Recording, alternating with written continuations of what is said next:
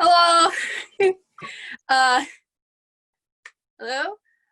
My name is Rose, and in the 7th grade, I got my first crush on a girl. We were both playing a lioness in The Lion King, and we even pretended that our characters were sisters. At the time, I identified as a girl, so this crush meant that I was a lesbian.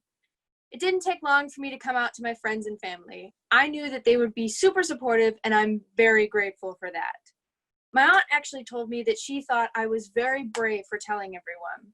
I didn't say anything at the time, but I disagreed with her. I wasn't brave at all because I wasn't afraid. And that idea stuck with me throughout the rest of the year and into 8th grade, when it inspired me to write the poem I'm going to read today. But before I do, there's a little bit more to my story because I've had the luxury of coming out twice. Earlier this year, I cut my hair quite short. Longer than it is now, but much shorter than it had ever been before. This was the beginning of my exploration of gender expression. I started dressing much more androgynously.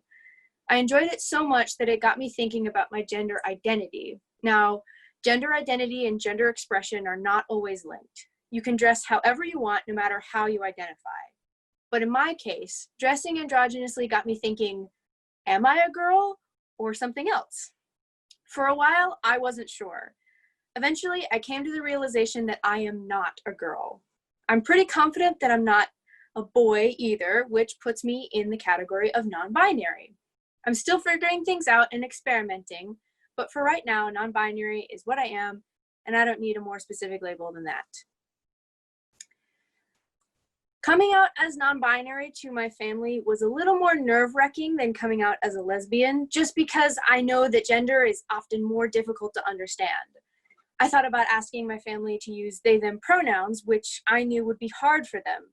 Because I was so worried about the switch being too difficult, I didn't fully express how I felt about pronouns.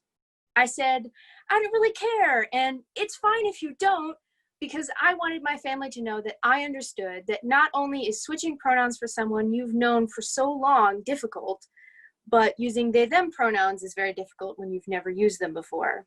I overcompensated, and my family didn't switch to using they/them pronouns at all.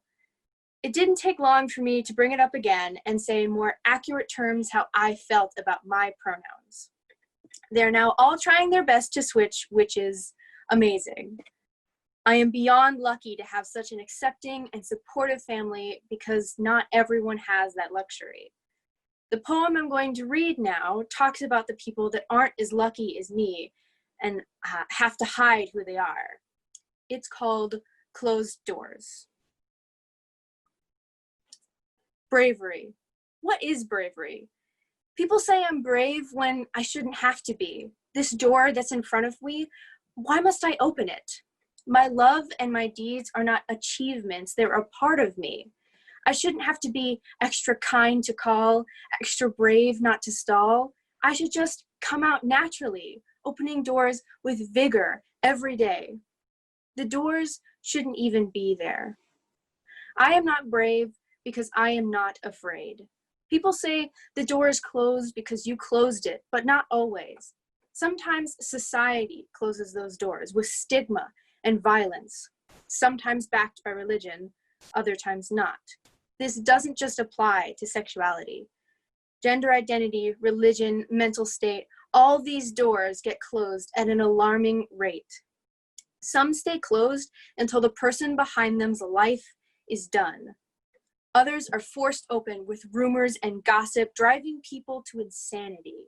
So much so that they take their own lives.